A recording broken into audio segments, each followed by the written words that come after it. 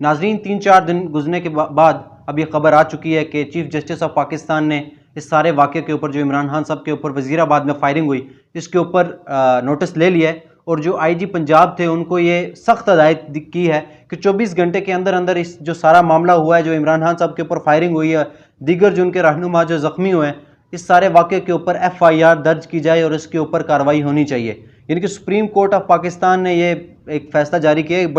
बड़ी खबर है, क्योंकि आईजी पंजाब की तरफ से कहा गया कि मुझे सूबाई हुकूमत की तरफ से रोका जा रहा था कि इसके ऊपर FIR या कार्रवाई न की जाए, लेकिन supreme court of Pakistan, chief justice of Pakistan ने यह हुक्म दे दिया है। ये बड़ी खबर है कि इस वाक़े के ऊपर तहकीकात होनी चाहिए और तहकीकात बिल्कुल होनी भी चाहिए। चीफ जस्टिस ऑफ पाकिस्तान ने ये बात खुल के कह दी है कि इसके ऊपर तहकीकात करें। और ये कौमी लीडर इमरान खान साहब के ऊपर फायरिंग होना ये कोई आम बात नहीं है।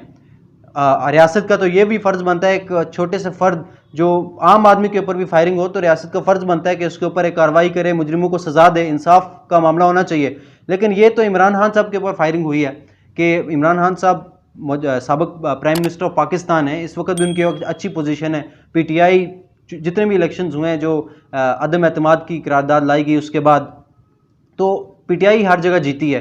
तो इस टाइम पाकिस्तान की नंबर 1 जमात है PTI, और उनके लीडर के ऊपर एक फायरिंग का वाक़या होना एक छोटा वाक़या नहीं है। लेकिन एक बड़ी अच्छी खबर सामने आई है कि सुप्रीम कोर्ट ऑफ पाकिस्तान ने नोटिस लिया है और एक बड़ी सख्त हदायत चीफ जस्टिस ऑफ पाकिस्तान ने की है कि अगर इसके ऊपर कार्रवाई नहीं होती या 24 घंटे के अंदर आप FIR दर्ज नहीं करते, इसके ऊपर तहकीकात का आगाज़ नहीं करते, तो सब मोटो का हम हुक्म देंगे। सब मोटो क्या है मैं आपको बता देता हूँ। आपको याद होगा जब साबिक़ वज़ीर-ए-आज़म इमरान खान साहब के ख़िलाफ़ तहरीक अदम एतमाद लाई गई, यानी कि PDM की तरफ से जो सारी जमातें, पीपल्स पार्टी, नून लीग और जितनी भी जमातें ये मिल गई थी, उन्हें अदम एतमाद की एक करारदाद लाई थी। वहाँ पर जो स्पीकर कौमी असम्बली थे, उन्होंने इस करारदाद को रिजेक्ट कर दिया था और ये कहा था कि ये बैरूनी साजिश है और इसको मुस्तरद कर दिया था। जो पार्लियामेंट का वो सेशन था उसको ख़त्म कर दिया था।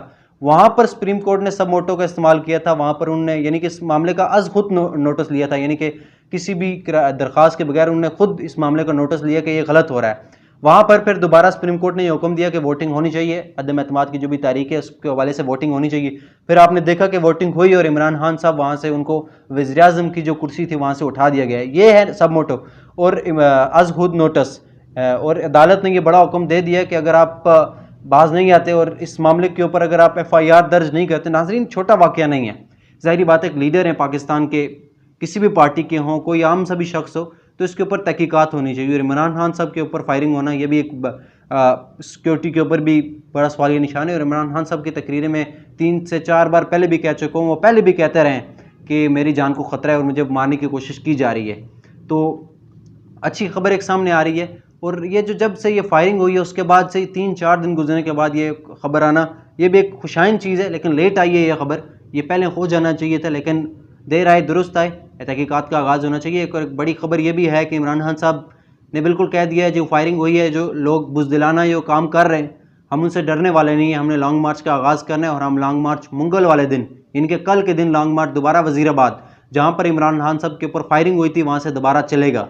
यानी कि इमरान खान साहब किसी भी सूरत में ये जो तहरीक, जो उन्होंने एक मूवमेंट शुरू की है पाकिस्तान में, जो नून लीग की गवर्नमेंट, PDM गवर्नमेंट के ख़िलाफ़, तो उसको कभी भी छोड़ना नहीं चाह रहे। और लॉन्ग मार्च सुबह जो ट्यूसडे का दिन बताया इमरान खान साहब ने, उसमें वो वज़ीराबाद से दोबारा शुरू होगा।